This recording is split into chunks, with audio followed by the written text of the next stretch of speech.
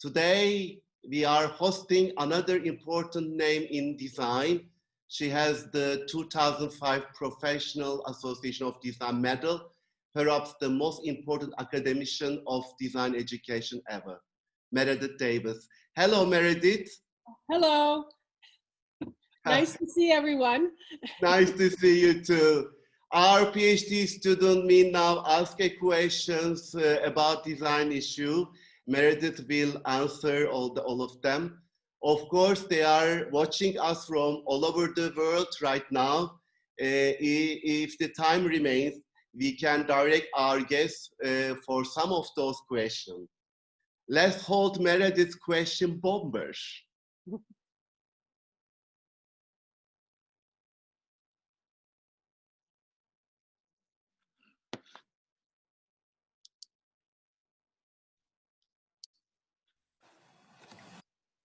Hello, Meredith. Hi. Thank you for joining us today. My name is Hakan. I'm an industrial designer by my bachelor's degree, and I am doing my PhD on smart materials, mostly in QR Design Lab. So I will be asking the first question. My question was stemmed from the recent debate in the PhD designers network. I saw your comment there. It was really interesting for me that you were putting emphasis on the space and the class size as a factor in the design education. And with the recent developments, with the pandemic and COVID-19 situation going on, lots of education places, just like our university, Koç University, is transitioning towards more digital or hybrid means for education. And this is actually a great deal for us because it's taking one of the design materials that is important for our education. So I wanted to ask you, how will the future design classes will be designed in terms of these digital platforms or these talks we are having, right, like similar to these right now? And how will these affect the important parts in design process, just like taking critiques or working in collaboration with other people, etc.? Well, it's a good question, and I think it's one that existed even before the pandemic. I mean, a lot of people have been really looking at this because our legacy is so much about one-on-one instruction between a faculty member and a student in a physical space. And the question becomes, what do we really value about that interaction, and how do we use distance learning and remote opportunities in a way that doesn't compromise the kind of engagement students have with faculty? I think there are a number of opportunities there. One that I mentioned was remote teaching that we did with a design office for T-Mobile in Seattle. They were 3 hours time difference from our program. And it took coordination between the resident faculty and the T-Mobile staff to really make that work. It meant that the time that they spent in remote learning had to be really used well. These poor people in Seattle were teaching at 7 a.m. and were brave and got up early to do that as a volunteer effort. And it meant that the students had to be really prepared, that they had to have a regular stream of communication with those people in between the times when they were meeting by Zoom. And we developed some evaluation methods that allowed the students in the class to be evaluating the presentations at the same time that the team in Seattle was looking at the presentations online. And so when a student filled out a kind of evaluation rubric for that presenter, when the presenter sat down, he or she had 16 or 17 evaluations instantly at their fingertips, having just made the presentation. So what we weren't spending time online with were the kinds of things that could be communicated through digital means and didn't have to be talked through completely in person. We also do a lot of work in terms of summary books and research presentations. I mentioned in some notes that we'll do these 3 by 7 foot panels on research presentations. And it's important, I think, that the process-oriented work not take second place to the finished work in these digital formats. So someone has to be able to step into that process-oriented work in the conversations with students and really understand what's going on. And that means that there has to be a certain amount of finish to the process stuff so that you can actually talk about it and evaluate that along with the kind of final product that's easy to send across line. I also think that students have gotten pretty good at the collaborative work. A lot of our students will invent ways of negotiating teams, keeping update, archiving work online, even when they're in the studio. So that's kind of a natural behavior for that generation. And making that available to the faculty, kind of eavesdropping on that is really helpful in understanding what's going on in the progress of a project as you go along. So I think the catch here is not try to completely duplicate what the studio experience is like, but look at what technology is really good for and use it to the best advantage in those situations. Thank you a lot. Yeah. Great. Hello, Meredith. My name is Yağmur. Hi. I graduated as an industrial designer, and now I'm working on a research project about digital food fabrication devices. Mm-hmm. So my question, I will now ask you my question. You mentioned in the introduction text of design features, there's a chart showing the outlook on the growth of the open positions for creative labor in the near future. And you commented on that today's college design students must prepare through their curriculum to acknowledge this upcoming change in the available jobs. So you foresee that the skill set of the designer is going to somehow change to adapt to this situation. And the students can do this adaptation by adjusting their curriculum somehow.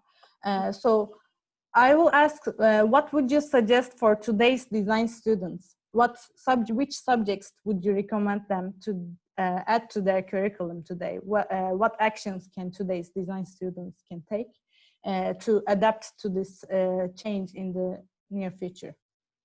And also, sorry to interrupt. Mm-hmm. And also, would you suggest them to remove some of the skills that designers used to have, and maybe add something new to them, or maybe just stick with what they have and keep adding to their skill sets? Yeah.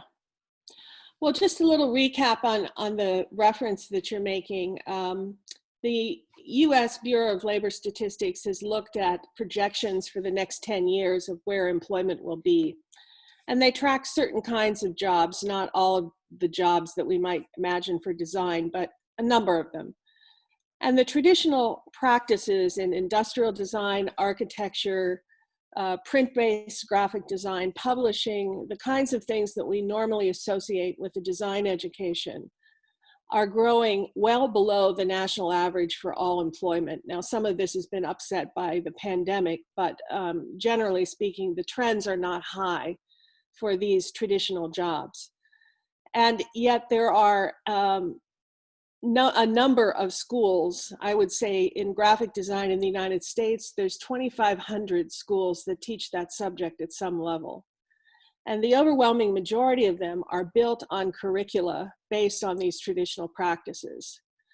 So if you look at graphic design alone, there would be 14,000 new positions over the next 10 years, 2,500 schools preparing for that job market. If you look in networked communication, web, and software development, 325,000 new jobs. So the traditional practices in communication design are only 4% of the new growth. So we have to start looking at what does that mean for the education that we produce for students. And traditionally, I think what schools have done is add courses to a curriculum built on an old model. And so you have at the upper levels of courses in UX and IX, and you have issues related to business that might be added in terms of expanding the general education coursework required of a student.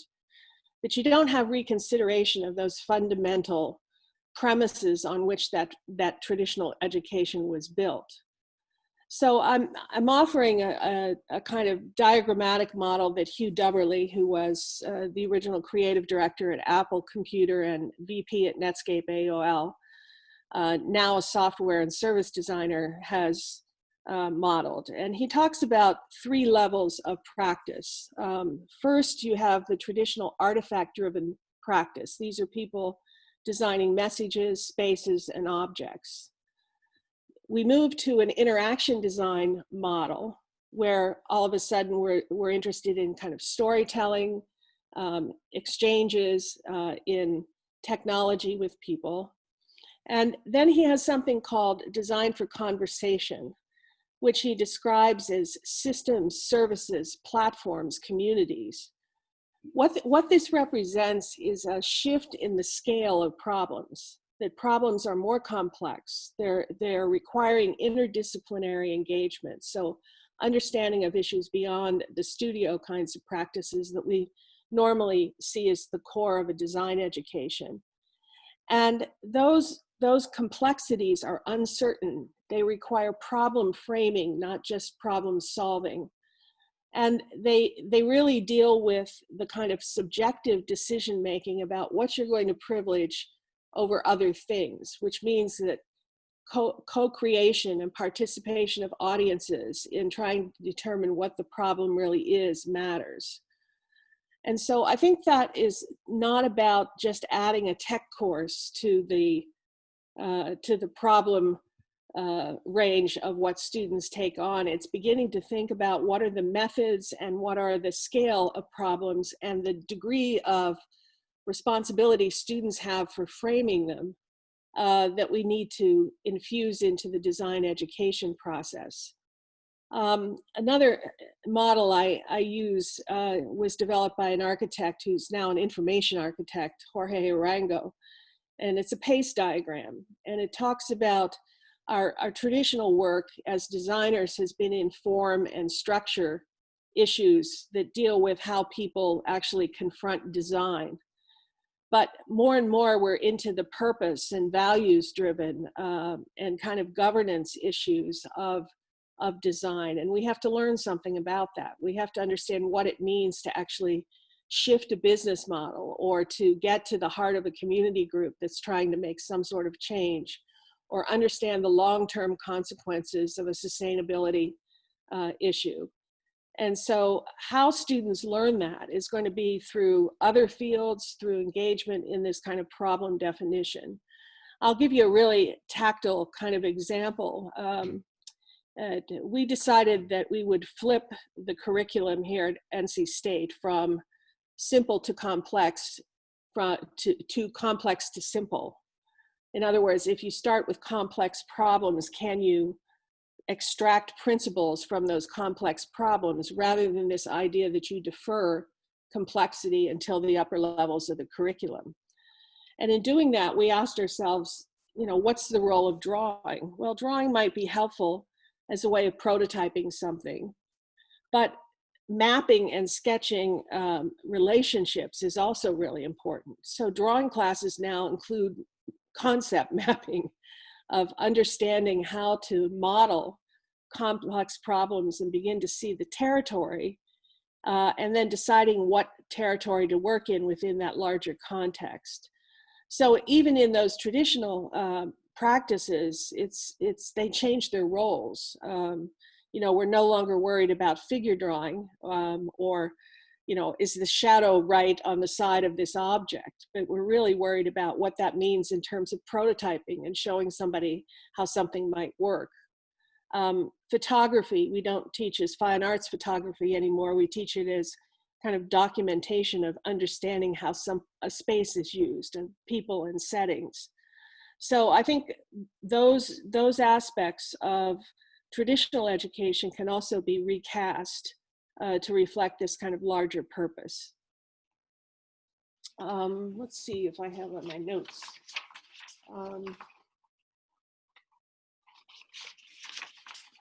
Yeah, and you know, I'm working on a book right now that really takes a look at the kind of legacy of modernist education, and I think this is something we have to ask questions about. The principles that we use to teach design have largely come from mid 20th century mass production. You know, very artifact driven, very top down, very kind of repeat the process for every object. You know, you start over again, you go back and go through approval processes and a whole range of kind of organizational decisions. And the goal is to get something almost perfect.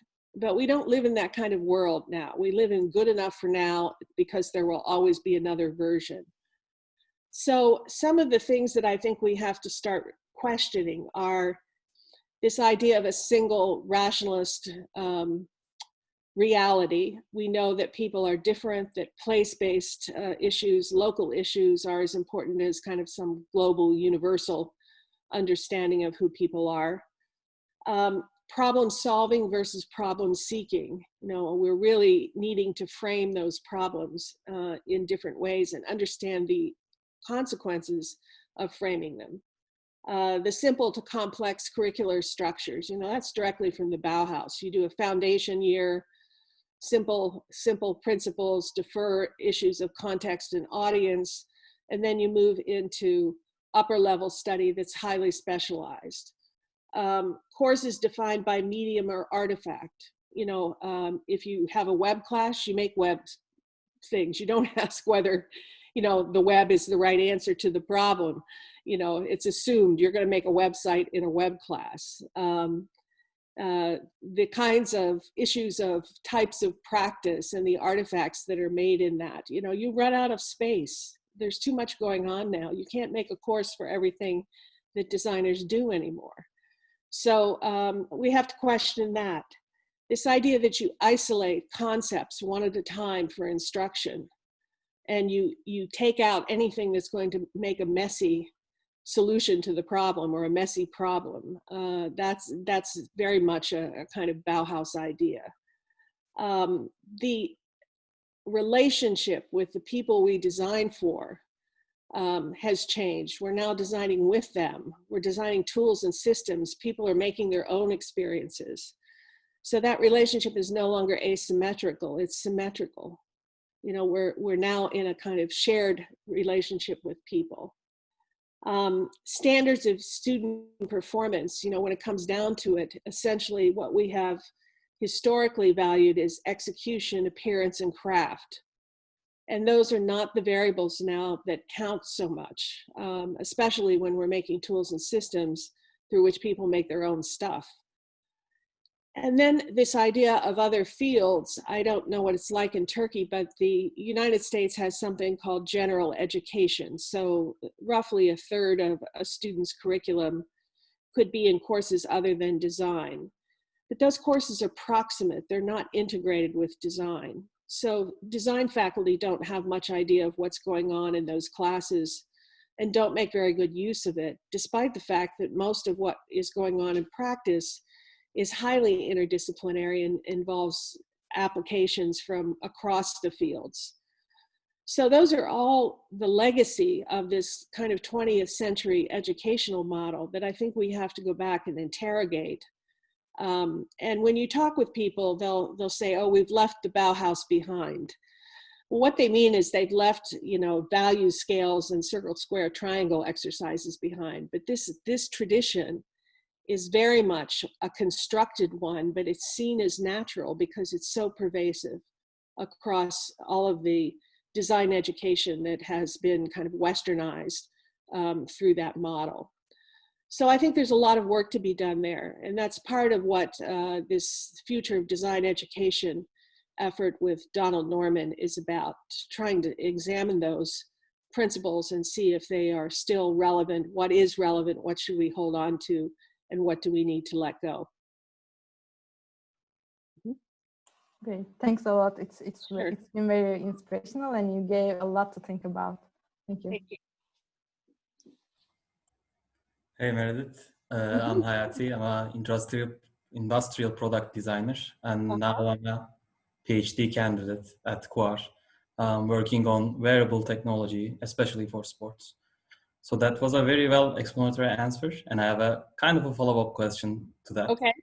So you stated that you're part of that initiative, Future of Design Education, and the main goal is to rethink the design education for design students. But one particular thing about the current design education is that the courses are not always targeted at design students. And also your colleague, Don Norman, emphasizes that designerly ways of knowing, and in this case, design thinking to be more specific, are implemented to transdisciplinary fields now.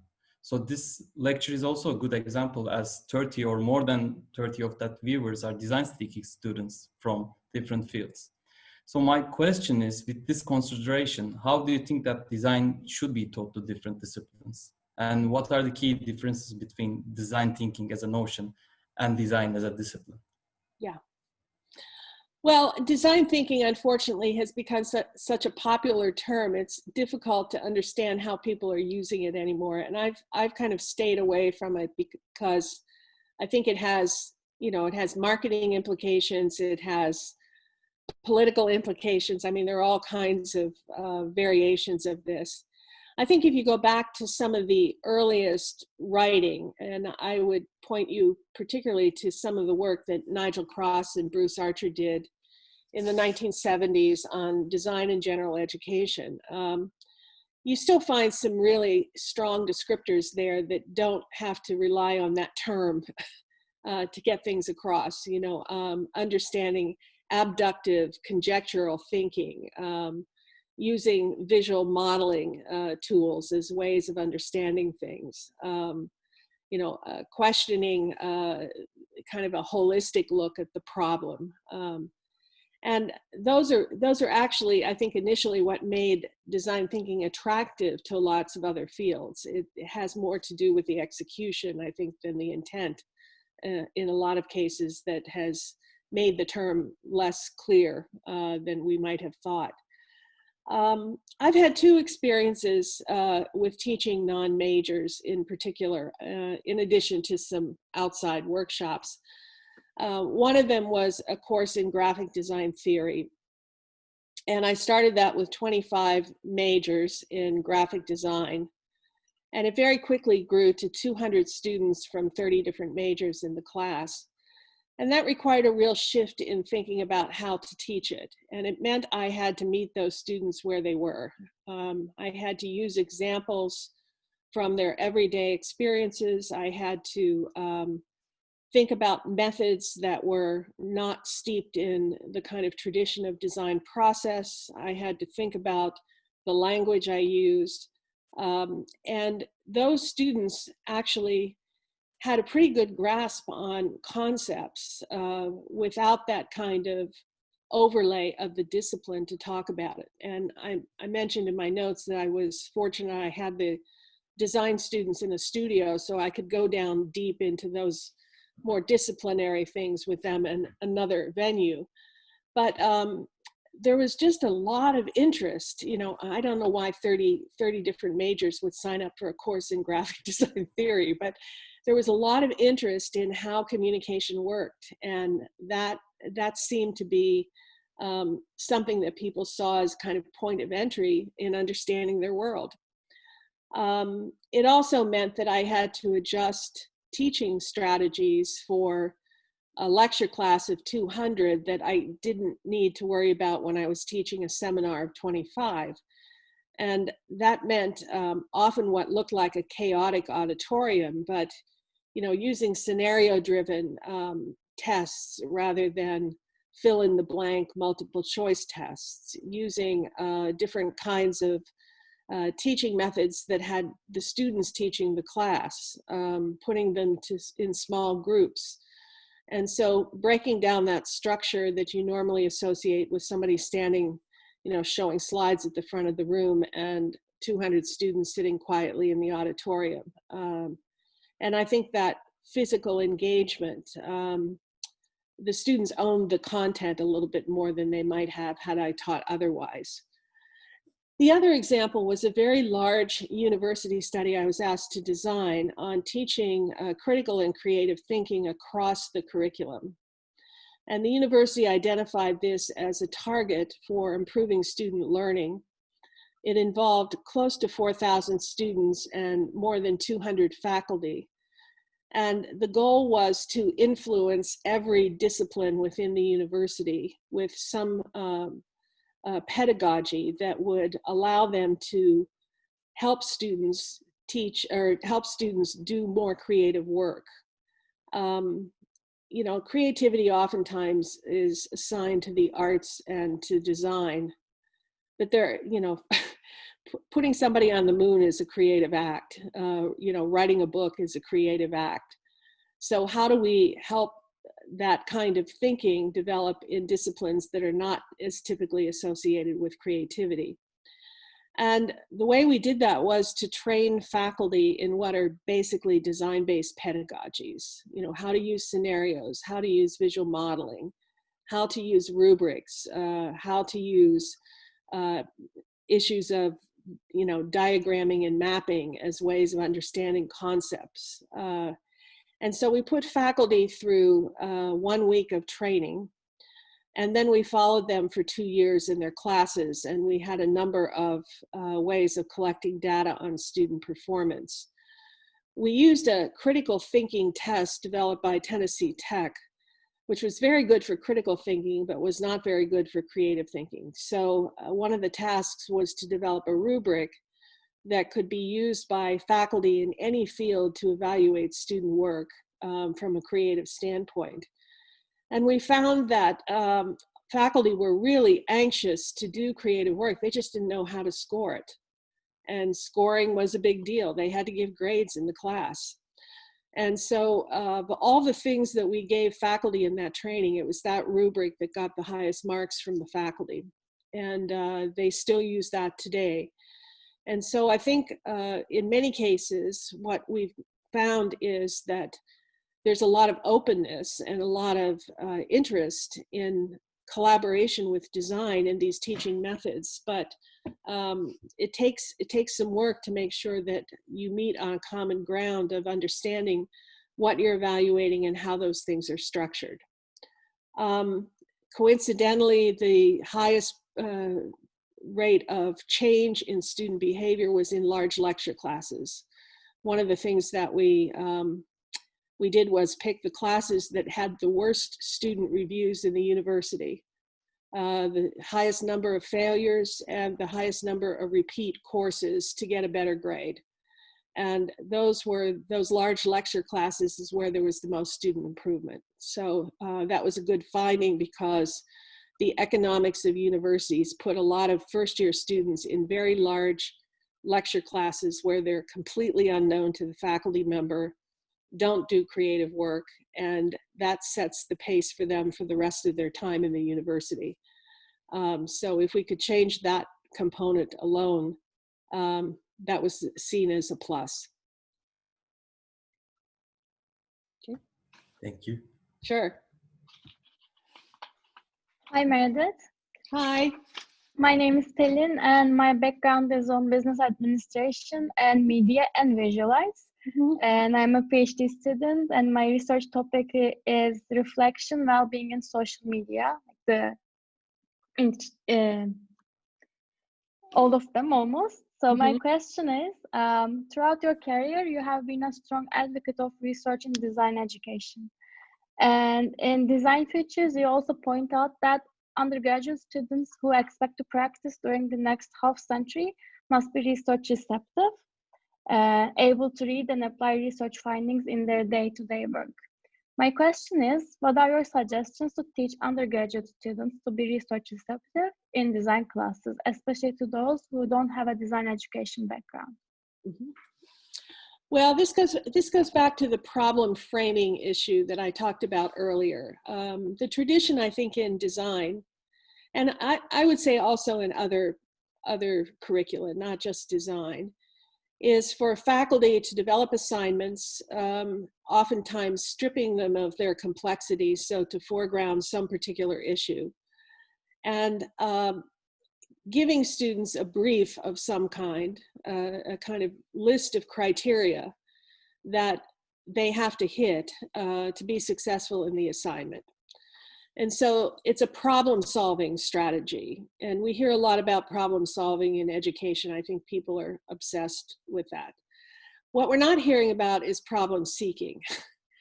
So students don't ever really get a chance to say, you know, is this the right problem to be looking at in the first place?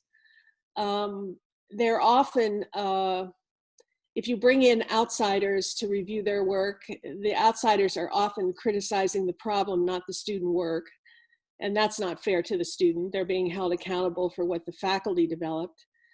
And then the opportunity for independently defining something often happens in the last semester in a capstone course or capstone project of some kind, with the assumption that the student has learned how to frame problems by watching faculty do it across 3 or 4 years. No instruction in how to do that. And students in design, at least, often define these problems by something they want to make. You know, I want to make one of these, so I'm going to make that my project, rather than really looking at a complex set of issues for which they don't currently know what they should do. So then it becomes all about execution. It doesn't become about a search. They also, I think, have a tendency to think of internet and library work as research, rather than getting out there and talking with people and watching what's going on in the world. And I have to say that one of the things I think we need to fix in design education is this, you know, crazy workload that we put on students because they're not living in the world. You know, they need to get out there and experience the world to understand these problems. So I think more that we can send them out there to talk with individuals, the more important it is. You know, I can remember observing one of my college students interviewing a 7th grade student and being astounded at this little chatterbox. You know, they couldn't get a word in edgewise. And yes, they had been a 7th grade student at one point, but it helped to go back and, you know, actually talk with one and see how a 7th grader behaves and what they care about. And all of those kinds of life experiences help to frame the problem. And I think also there's a tendency, and some of this comes, I think, from the media and object-driven definition of our courses. There's a tendency to have students all doing the same thing at the same time. And so we think that they have to be working on the same problem and then compare the results one to the next. How did you solve this? What did you do? What does this thing look like compared to what somebody else's looks like that's a solution to the same problem?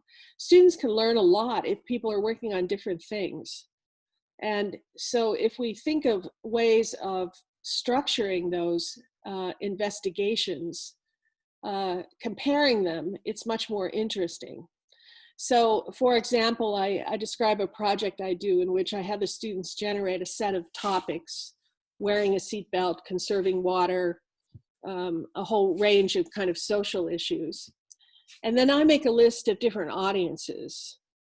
And we put those on a matrix and they result in 16 or 20 different intersections. Every one of them is working on a different problem. The issues are all persuasive. They require some sort of change in behavior or opinion. And then the audiences are very different, but they're comparative. So if you have somebody who doesn't speak English and you also have another person who has children who are pre-verbal, and you're trying to communicate, you understand that you don't talk to a non-English speaker like you talk to a child. They just happen to not speak English. It's not that they're not readers. It's not that they don't have language.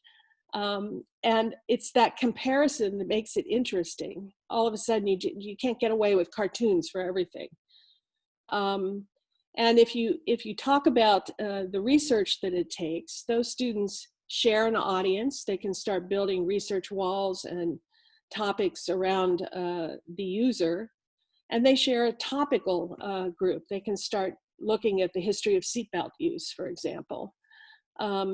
So ways of putting them in teams so that they're collectively generating information, I think, is helpful. There's some very good books, I think, that are accessible to undergraduates for research methods. Bruce Hannington's Universal Design Methods is one. Vijay Kumar's is good if you're in business and interested in the business connections, 101 Design Methods.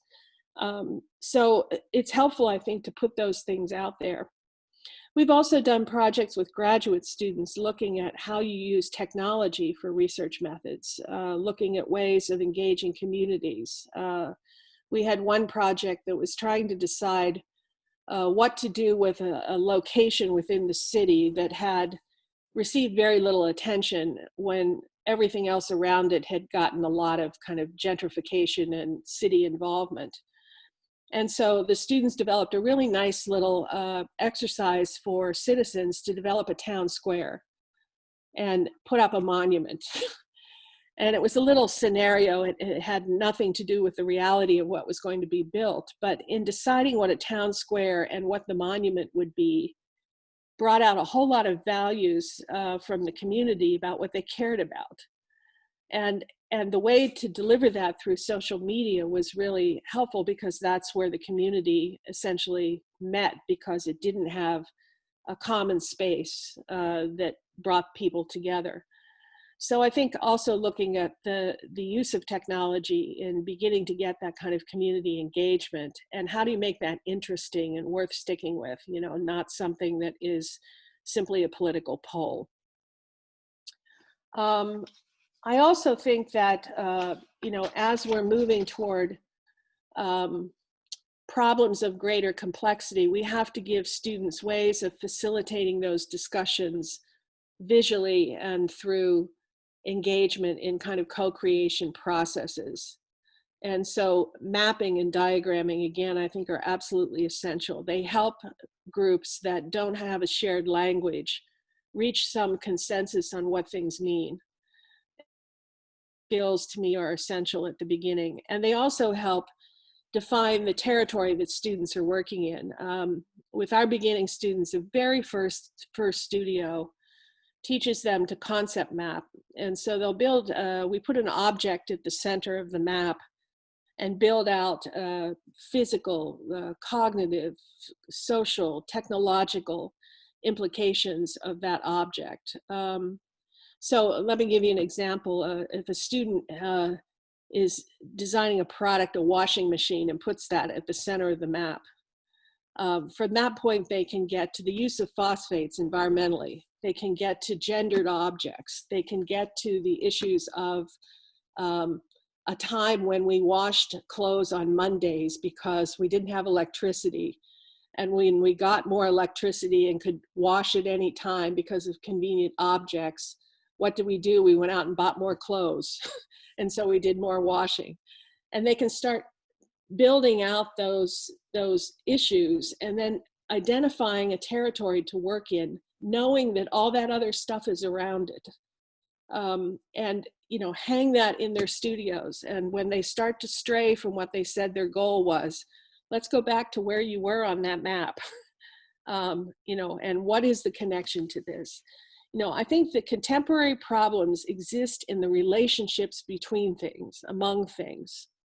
Those relationships are uncertain, they're constantly changing, and they have long-term consequences. And traditionally, we've dealt with the objects. We haven't dealt with the relationships. And so that shift is, I think, really important in getting students to understand, and you don't get them to understand it unless they're involved and invested in framing the problem. Thank you very much. Sure.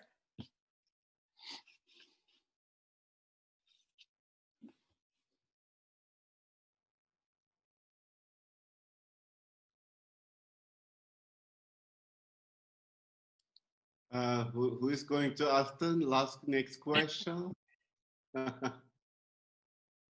Cansu, I think your time to ask the question. Yes, hello. Hi.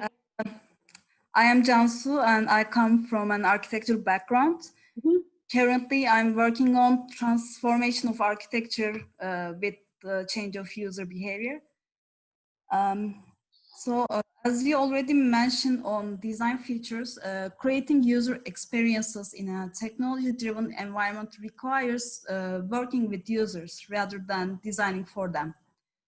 And one of the advantages of this is to use a trial and error method. However, in design disciplines such as architecture or urban design, this might be more difficult because of the scale, cost, or time. So my question is, in this context, what kind of a researcher to practitioner process would you suggest to students who want to put their ideas into practice for large-scale projects? Okay, large-scale projects.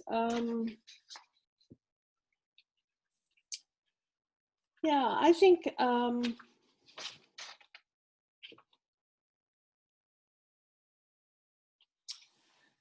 yeah, I think we have to figure out some ways. I mean, there are things that are very difficult to prototype.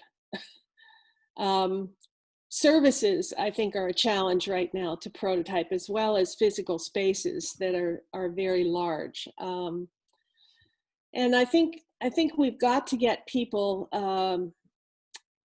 focused on asking important questions that lie at the base of those issues. And much of that also has to do with looking at other parallel situations. So getting out there and observing human behavior, I think, is absolutely essential. And I don't think it necessarily has to be in the prototype that you're building.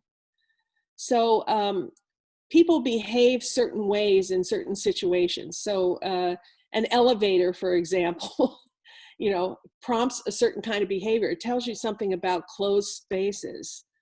You can imagine situations where diagramming and mapping how people, you know, this is the Christopher Alexander pattern language stuff, where you look at these scales at which patterns are repeated in people's interactions with the physical world. And I think those are worth going back to, looking at those big gestures and asking questions about how those kinds of patterns develop. What does it mean to undermine them? What does it mean to reinforce them in ways that are meaningful to people? It connects behavior with meaning. And I think too often we get lost in the object's properties and not behaviors the objects are intended to produce. So I'm not sure that prototyping is always going to be the way to understand those things. There's some interesting, you know, Brenda Laurel has talked about theater and improvisation as a way of understanding it. I think there are some nice methods that Liz Sanders uses in something called Convivial Tools, which is about co-creation and participation.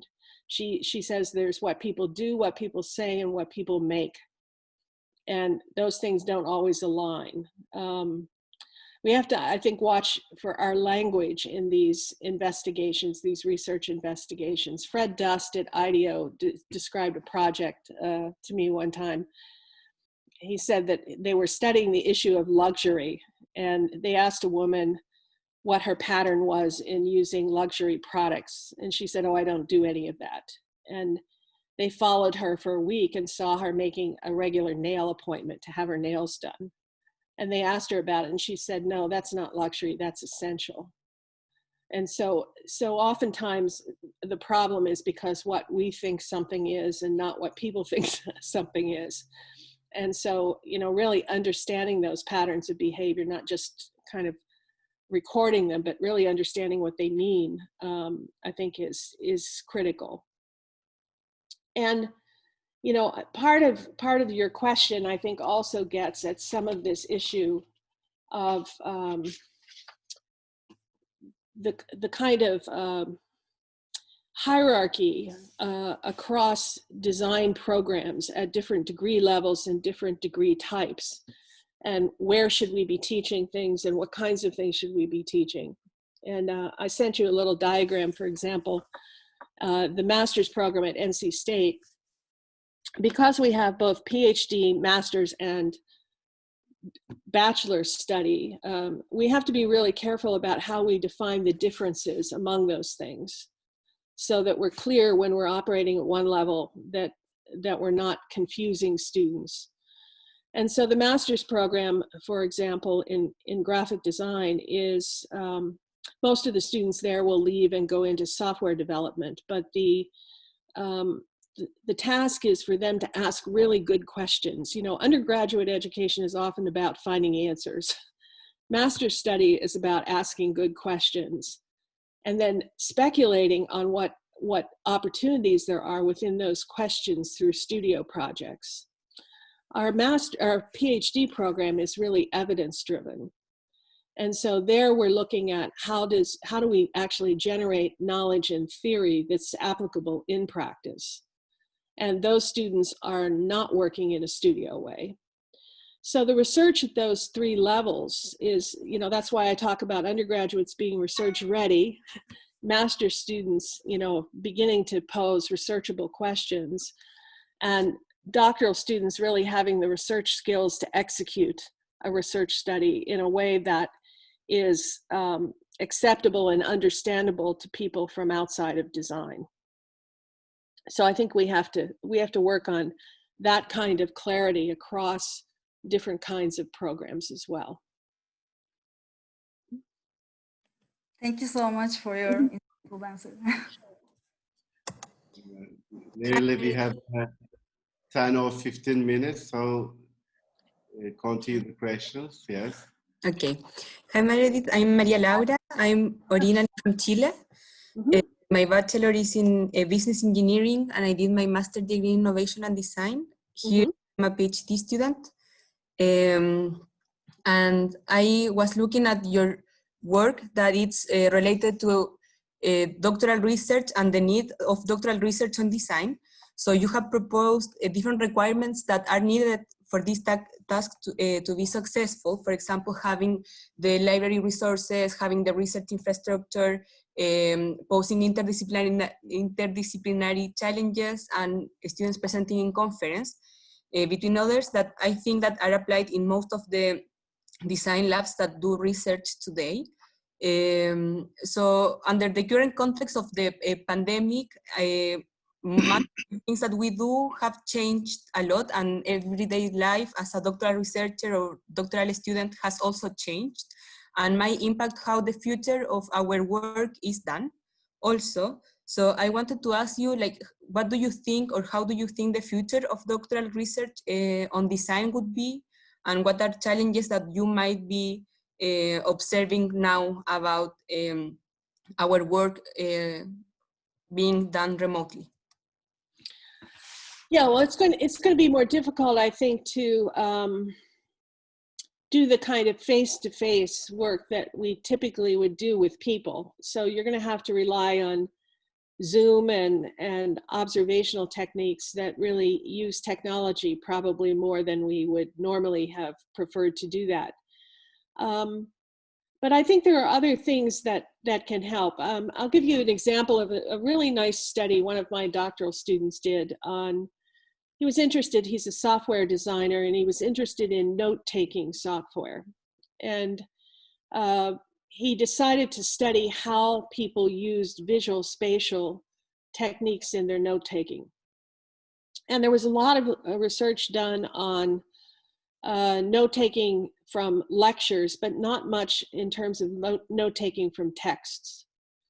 So he had 16 participants in his study, and he did a number of interviews with them based on looking at the notes that they had taken across a period of time. They chose the time, and they scanned all the notes and sent them to him. And then he did one-on-one interviews with them about those notes. And out of that study came some really nice conclusions. For example, a concept of something called future self, that when note-takers, experienced note-takers are taking notes, they imagine what they're going to do with them afterwards. So the visual and spatial uses were different if they were writing a paper or making a presentation from when they were taking a test. It was different whether they knew the material or the material was outside of their domain. And so that combination of talking with people and looking at artifacts that they make was especially powerful, and it didn't depend on sitting in a room to do that. He had a lot of upfront work to do to try to kind of sort through the language. He used a grounded theory approach and was very language driven in how they describe things. But I think essentially when you got down to it, the remote technique was not a problem in understanding some of that material. I think that was very helpful.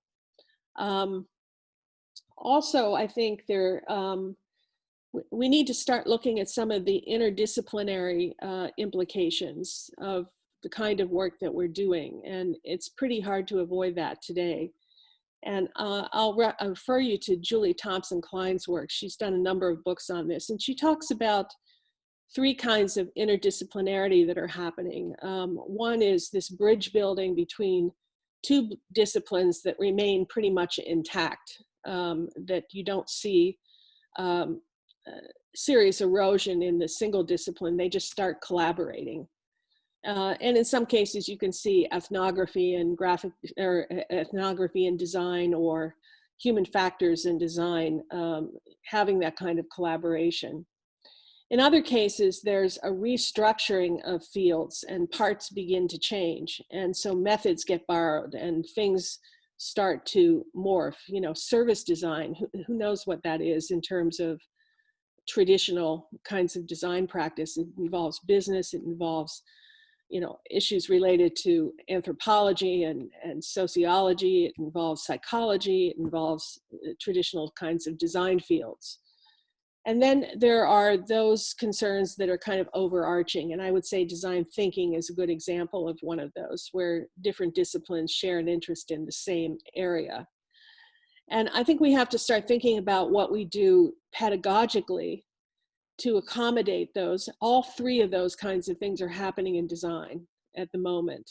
And so how do we accommodate that in the kind of work that we're doing, and also recognize what that work, especially at the doctoral level, is doing to change the nature of the field. So yes, I think there are a lot of challenges that are going to come from our current condition. But we're going to learn something about this as well. I think we're going to learn that we have a much more connected set of issues than we perhaps thought we did when we were operating independently. Thank you. Sure. By the way, on YouTube, Ken Friedman is watching us. Thank you very much. He is also sharing references for us. Lysander and Piet John Steppers 2013. If someone wants interested in, just check the chat box. Thank you very much, Ken Friedman, joining us, by the way. So what is the next question? I will be asking the last question, I believe, at least in this. So, hi Meredith, I'm Mert. I'm also a PhD student in Core Lab, Koç University. And I'm an industrial designer, specifically interested in artifacts. And right now I'm working on new ways of experiencing time in our daily lives through objects and artifacts. So my question is mostly about the design research that we are conducting and an artifact-based design research. And like when we think about this 21st century design research, at least from my point of view, it stands as a catalyst between a set of theory and practice-based activities. Very brief example, for example, adopting a theory and doing a research, design research by making some objects or artifacts and creating knowledge out of them. And when design stands as this catalyst point, how can we contribute to the scientific knowledge creation?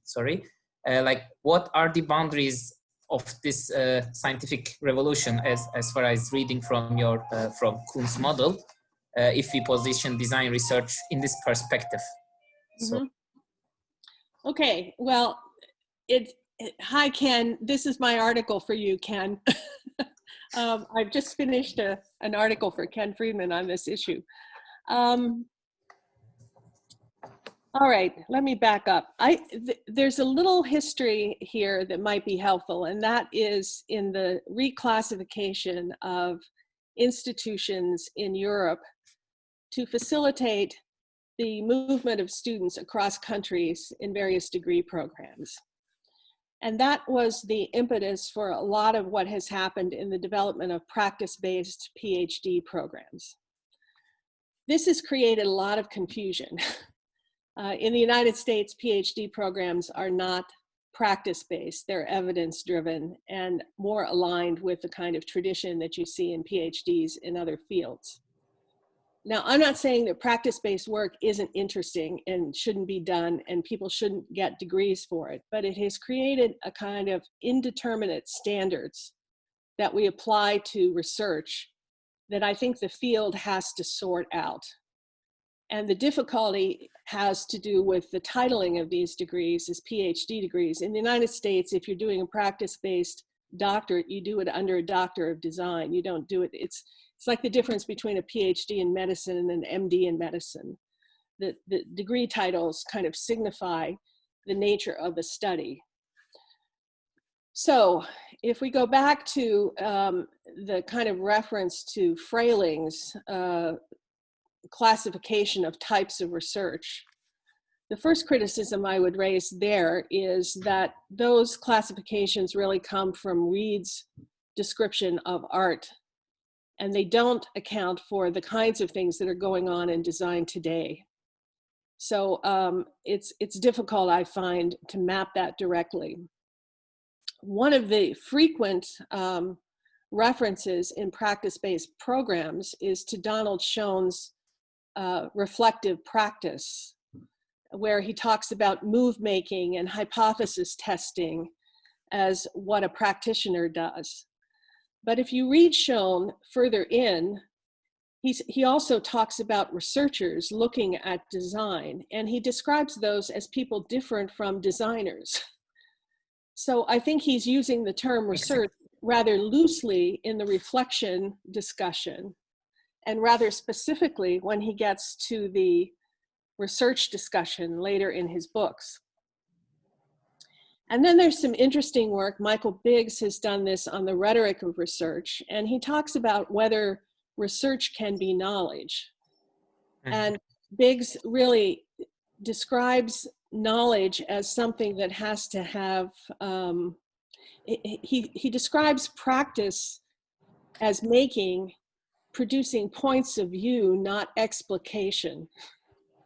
In other words, you have to do something. Somebody has to pull it out and do something with it to be knowledge, not just appreciate it as a point of view. And Stephen Scribner talks about that somebody has to actually act on it, has to extract it and make it knowledge. So I think there are questions about whether these kinds of activities are actually producing knowledge in the same way that evidence-based work, the description I gave you of the study in note-taking, is producing knowledge that others can act on and build on. And that creates confusion in the standards applied to that research and to the performance standards for which faculty are accountable in universities. So you see a lot of faculty who are PhD holders going into universities where they're expected to do commissions and exhibitions and artifact-driven work, but they don't have access to the high-level research that universities truly value in all of their meritocracy, money, awards, resources, all of that kind of stuff. And so somewhere along the line, I think we have to sort out these standards. The other issue is that PhD programs are expected to produce future researchers. So that means if you don't have a broad education in methods, how do you anticipate in serious research methods, not just your own personal reflection on your making, how do you anticipate what kinds of methods are going to be necessary to support your students? Because you have to be able to pull from that inventory to create the research workforce. And I think that's something that's going to need an awful lot of attention as well. So my sense is not to shut down what people want to do, but to clarify what these differences are and to begin to negotiate some standards so that people know what they're getting, either as students when they enroll or as collaborators when they're seeking research partners. And I also believe that it's kind of a two ways of, because like it's also what should we expect when we produce this outcome, like what is that, rather than only standards, what should we expecting from this outcome, for example, how it will advance the research in the future. Yes. And going back to Kuhn, I mean, what Kuhn's talking about is knowledge advancement. So that's where I think the knowledge issue comes in. And it's less, I think, I use him not so much to support science, but to support the issue of definition and standards and what it means when you're confronted with so many anomalies that you can no longer support them with the theory that exists. And whatever that field is, whether it's science, and I mentioned in my notes, structuralism you could find in linguistics, literary criticism, anthropology. That was a paradigm that moved across fields, and it moved knowledge forward as a theory. It ran out of energy at a point and was replaced by something else. But I think we're in that moment of anomalies having piled up so much that we really have to take a look at those issues. Yeah. Thank you very much. Sure. I can get one more question, Meredith, if you are not too tired. No, that's fine. All right. Is anyone any questions? If the students are finished with their questions, I can ask you one more. Mm-hmm. Sure. Okay, thank you for being here. This is Aykut Coşkun. I'm also a member of Quar Lab, working as an assistant professor there. My question, in short, how design education, both undergraduate and graduate level, how as design educators we can adapt ourselves to recent paradigm shifts in design. So giving a specific example, we are witnessing this so-called popularized term post-human design, or more than human, beyond human-centered design. Even the recent theme of the IIS conference 2020 was framed as like this, beyond human-centered design. So how we should adopt these kind of changes and how we should transfer this kind of thinking into the way we teach the next generation of designers. Yeah. Well, I mean, that has a lot to do with what you see yourself as a faculty. I graduated in the 1970s and I thought I knew everything I was ever going to have to know. and I very quickly found out that wasn't the case. And so then the question is, how do you move yourself forward on things that are happening in the world? And I think, one, you have to stay connected outside of your institution. It's very, very easy to get, kind of into the local issues and not see what's happening. Even if you're reading, I think you have to engage with people. And I would say engage with people outside of your field as well. And I think writing for me has always been a way of clarifying. It forces me to put ideas in a particular context and in a particular order, a hierarchy that I don't get just by thinking about them. And I think practice is absolutely essential. Engagement in projects. We've had a couple of faculty that have taken a very interesting approach to things. They're full-time faculty. They decided they didn't know enough about something that was going on in practice, and they volunteered themselves as interns in another city in a design office where they'd like to work. And so they worked for free for the summer. And it was a way of trying to find out how that particular office was looking at some of these emerging issues that they just couldn't get enough of by reading alone. So, I think that kind of external engagement is really critical. And you know, you got the advantage of doctoral students. I don't think there are any better conversations I've had in my professional career than with my doctoral students. They push me every single time I have an argument with them. And so, you know, that kind of faculty engagement and mixing up the courses you teach, you know, and saying, what if I come at this a different way? I'm not a big fan of somebody owning a course. You know, I think there's something about the invention process of going into something that's unfamiliar and really saying, you know, if I bring this viewpoint to teaching this particular topic, how does that change what I would do here?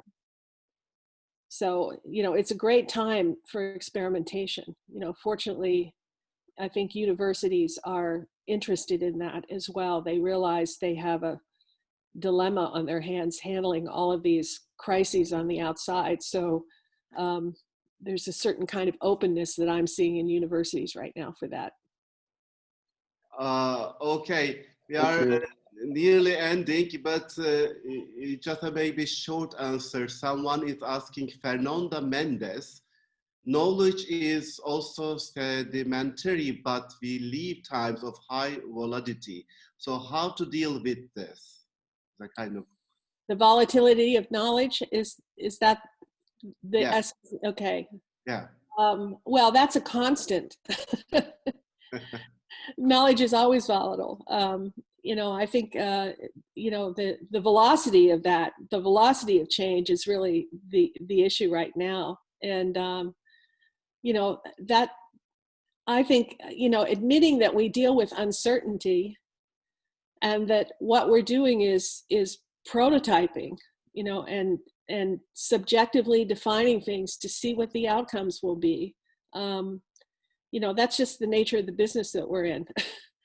So I think that's, yeah, you've got to deal with that. Okay. The time right now, the PhD student is just summarizing with keywords, metrics. When Ceylan is sharing what Meredith remind us, at the same time, I have to take to Ken Friedman, sent two nice citation to us, and also thank you very much for his nice words.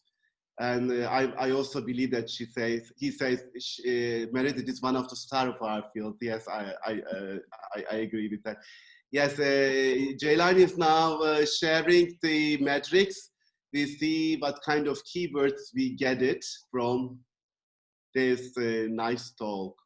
Yes, so the remaining is problem framing, problem seeking, asking good question, process-oriented work, community engagement, concept mapping is the one of the major keywords we got. There's also many other keywords around it. Thank you very much, Meredith, for this nice talk with us. Thank you. Thank you. I'm delighted to see you after 9 years. I know, it's been a while. I hope I can host in Istanbul one day again. We are ending our kickoff lecture. So next year, our the 10th year of PhD program, we are going to host another outstanding faculty or member or researcher. This is the first our far distance open access lecture. I hope it works. Thanks everyone who's watching us.